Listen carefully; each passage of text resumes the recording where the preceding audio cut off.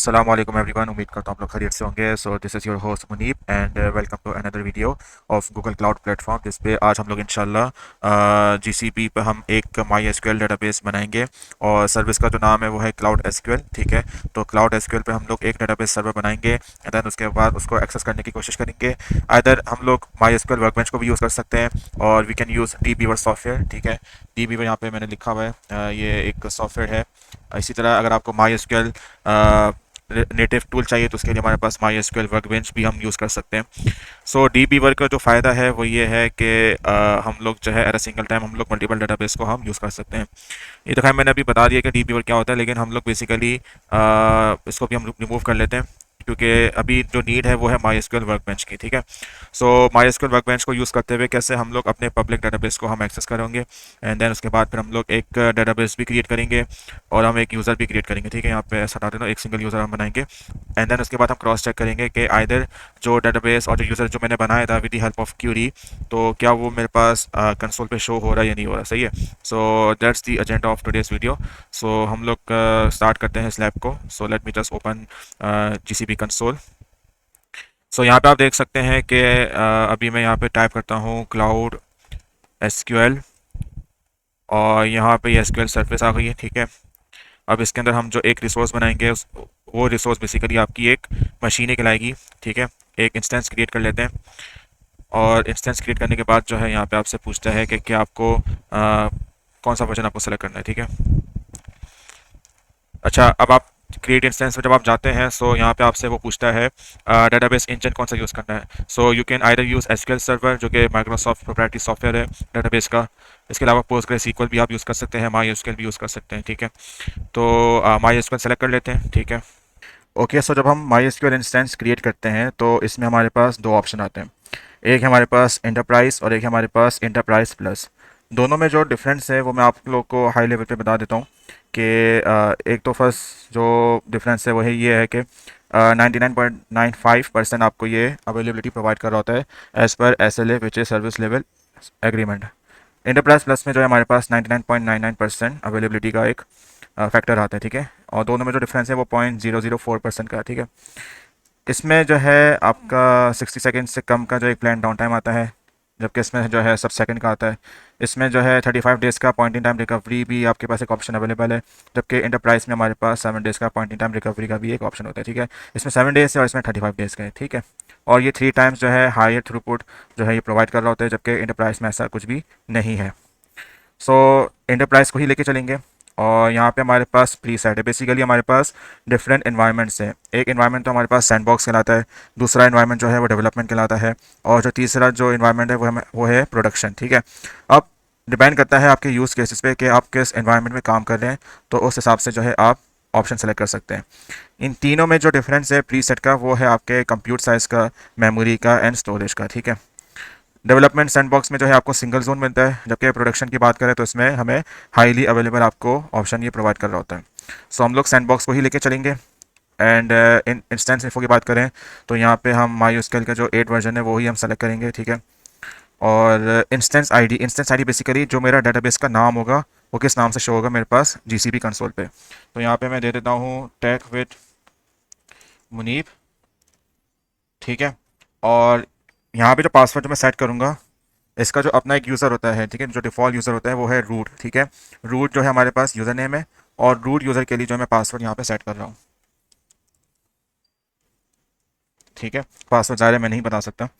अब रीजन की बात करें तो यहाँ पे हमारे पास ऑप्शंस हैं, लाइक आयोवा है, टोरंटो है। ठीक है, मैं काम कर लेता हूँ टोरंटो रीजन पे एक इंस्टेंस बना लेता हूँ।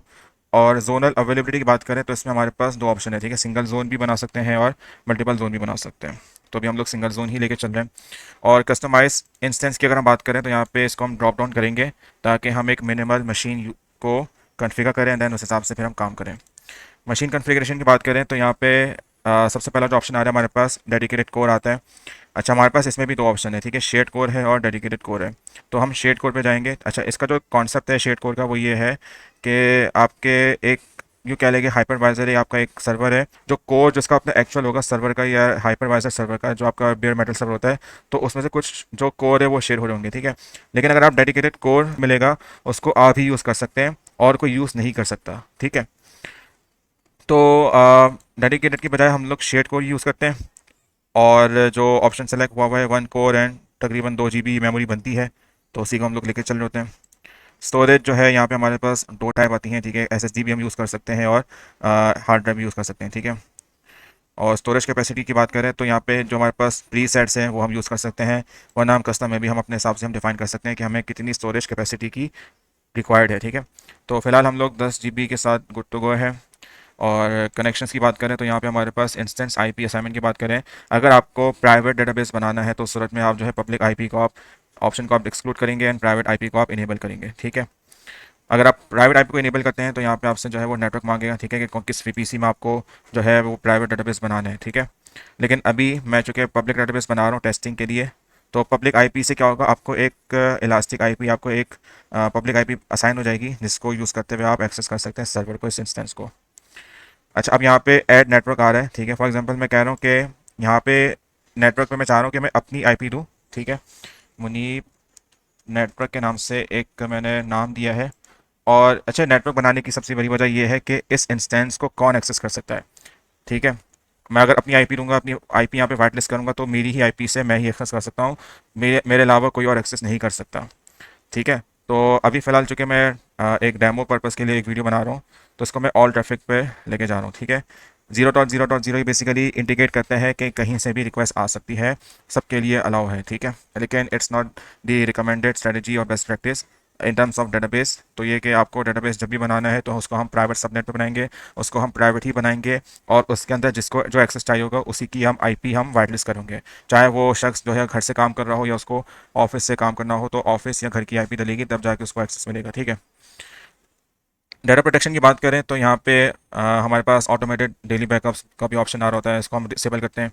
और इंस्टेंस डिलीशन प्रोटेक्शन भी आपको इनेबल करते हैं, ठीक है। फॉर एग्जांपल अगर गलती से कोई भी डिलीट करना चाहे तो ये डिलीट नहीं कर सकता, ठीक है।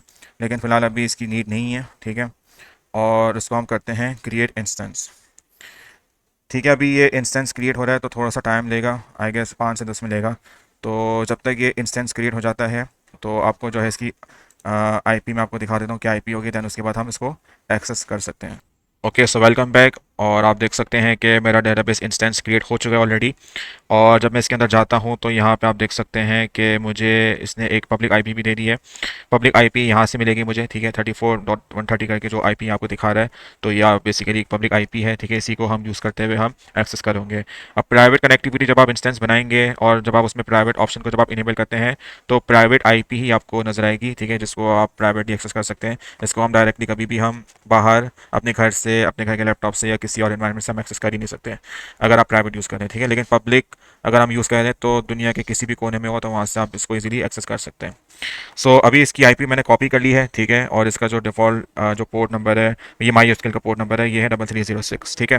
तो मैं काम ये कर लेता हूँ कि अपने पास वर्क बेंच खोल लेता हूँ, ठीक है। ठीक है, अब यहाँ पे मेरे पास माई एसक्यूएल वर्क बेंच आ गया है, इसको मैं ओपन करता हूँ, ठीक है। अच्छा, अभी आप देख सकते हैं कि माई एसक्यूएल वर्क बेंच खुल गया है, ठीक है। और यहाँ पे जो है प्लस का साइन आ रहा होगा आपको, प्लस के साइन पे जाते हैं।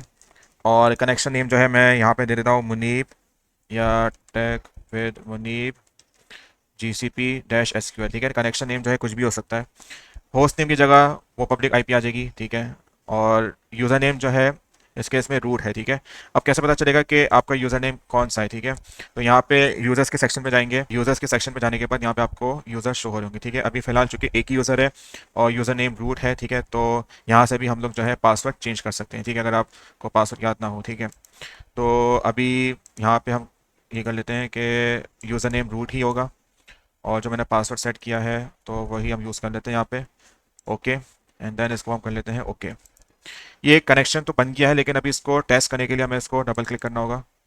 तो ये अभी आप देख सकते हैं कि ये एसक्यूएल एडिटर खुल रहा है, ये बेसिकली बैकएंड पे ये ऑथेंटिकेशन करके आपको मुझे एक कंसोल प्रोवाइड कर देगा। अब आप देख सकते हैं कि right now as you can see कि मेरे पास ये एक यूज़र इंटरफेस खुल गया है, ठीक है। और यहाँ पे जो है बेसिकली मैं कोई भी क्यूरी लिख सकता हूँ। अब मैं लिखता हूँ शो डेटाबेसेस, ठीक है। और यहाँ पे मैं इसको जब मैं एग्जीक्यूट करता हूँ तो मुझे यहाँ पे दिखा रहा होगा कौन कौन से हमारे पास डेटाबेसेस हैं, ठीक है। अब हमारे पास डेटाबेस के भी दो टाइप्स हैं, सिस्टम डेटाबेस है और यूज़र डेटाबेस है, ठीक है। सिस्टम के कुछ अपने डेटाबेस होते हैं तो उसको हम लोग सिस्टम डेटाबेस बोल रहे होते हैं, और जो कस्टम डेटाबेस जो यूज़र या डेवलपर बना रहे होते हैं तो वो यूज़र डेटाबेस कहलाता है। अब यहाँ पे मैं एक काम ही कर लेता हूँ कि इसको मैं नीचे एक क्यूरी लिखता हूँ, create database tag with Muneeb, ठीक है। और इसको मैं कर लेता हूँ एग्जीक्यूट। तो भी आप देख सकते हैं कि मेरा एक डेटाबेस क्रिएट हो चुका है। अब वापस से यही कमांड चलाता हूँ तो आप देख सकते हैं कि अभी ये फैच करके दिखाएगा मुझे। तो आप देख सकते हैं यहाँ पे मेरा एक डेटाबेस ऑलरेडी क्रिएट हो चुका है। अब इसी डेटाबेस को यूज़ करना है तो यूज़ डेटाबेस का नाम जो कि इस केस में टैग विद मुनीब है, तो इसको हम लोग कॉपी करके एग्जीक्यूट करते हैं। एंड देन उसके बाद आप देख सकते हैं कि ये डेटाबेस अब यूज़ हो रहा है, ठीक है। एक काम ही कर लेता हूँ कि एक यूज़र बना लेता हूँ, ठीक है। और जो मैं डेटाबेस जो यूज़र मैं यहाँ क्यूरी की मदद से बना रहा हूँ तो इसको मुझे चेक करना है जीसीबी कंसोल पे कि आइदर वहाँ पे शो हो रहा है नहीं हो रहा, सही है। क्यूरीज हैं, ठीक है। तो एक यूज़र बना रहा हूँ मुनीब के नाम से, और ये पासवर्ड होगा, ठीक है। अभी ये वक्ती तौर पे पासवर्ड यूज़ कर रहा हूँ। और अब मुनीब को किस डेटाबेस का एक्सेस देना है, ठीक है। तो मैं मुनीब यूज़र को टैग विद मुनीब जो एक डेटाबेस जो भी मैंने क्रिएट किया था उसका मैं एक्सेस दे रहा हूँ, ठीक है। और उस पर मैं तमाम प्रिविलेजेस दे रहा हूँ। प्रिविलेजेस मीन्स के परमिशंस, ठीक है। अब ग्रैंड ऑल प्रिविलेजेस का मतलब ये है कि मैं तमाम एक्सेस दे रहा हूँ, ठीक है। एडमिन राइट्स दे रहा हूँ, ठीक है।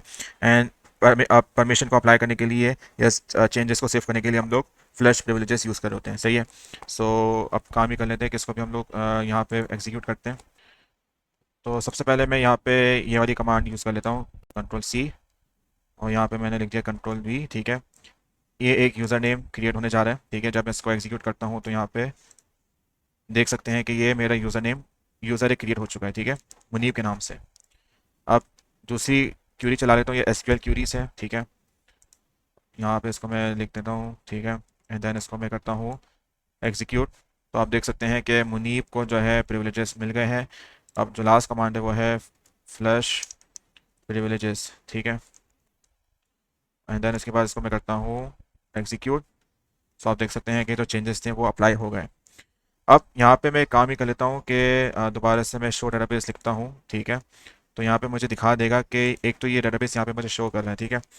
दूसरी चीज़ ये है कि यहाँ पे यूज़र्स पे जाता हूँ, ठीक है। माई एसक्यूएल की जो मैनेजमेंट ऑप्शन है तो इस पर मुझे यहाँ पे दिखा रहा होगा कि कौन कौन से यूज़र्स हैं हमारे पास। ये तो चले बात हो गई है आपकी यूँ कह लें कि माई एसक्यूएल वर्कबेंच सॉफ्टवेयर को यूज़ करते हुए, ठीक है। यहाँ पे मुनीब नेम शो हो रहा है, ठीक है। अब मैं चाह रहा हूँ कि जो मैंने यूज़र बनाया है, जो मैंने डेटाबेस बनाया है, क्या वो जीसीबी कंसोल में शो हो रहा है नहीं हो रहा, सही है। तो अब वापस से जाता हूँ, ये यूज़र्स का ये सेक्शन खुला हुआ है। अब मैं जब इसको मैं रिफ़्रेश करने जाता हूँ तो रिफ़्रेश करने के बाद क्या मुझे यहाँ पे शो होगा यूज़र्स या नहीं, ठीक है। सो आप देख सकते हैं कि यहाँ पे मुनीब यूज़र नेम शो हो गया, ठीक है। अब मैं अगर डेटाबेस में जाता हूँ तो डेटाबेस में जाने के बाद यहाँ पे आप देख सकते हैं कि टैग विद मुनीब के नाम से एक डेटाबेस यहाँ पे दिखा रहा है। और किस टाइप का डेटाबेस है, यूज़र डेटाबेस है, ठीक है। जैसे मैं बता चुका हूँ कि हमारे पास दो तरह के डेटाबेस होते हैं, एक सिस्टम डेटाबेस होते हैं और एक यूज़र डेटाबेस होते हैं। ओके सो एवरीवन, यहाँ तक मैं वीडियो एंड कर रहा हूँ एंड आई होप कि आप लोग को चीज़ें समझ में आ गई होंगी। आपके जो भी क्वेश्चन है उसको आप कमेंट सेक्शन में लिखें, देन इंशाल्लाह उसको मैं रिस्पॉन्ड करूँगा। और आने वाले दिनों में इंशाल्लाह मैं जीसीपी, अलीबाबा एंड एडब्ल्यूएस के जो एडवांस टॉपिक्स हैं वो भी मैं कवर कराऊंगा। एंड देन उसके बाद इंशाल्लाह हम लोग डेवऑप्स की तरफ आएंगे, ठीक है। So this is Muneeb signing off. अपना ख्याल रखिएगा। अल्लाह हाफिज़।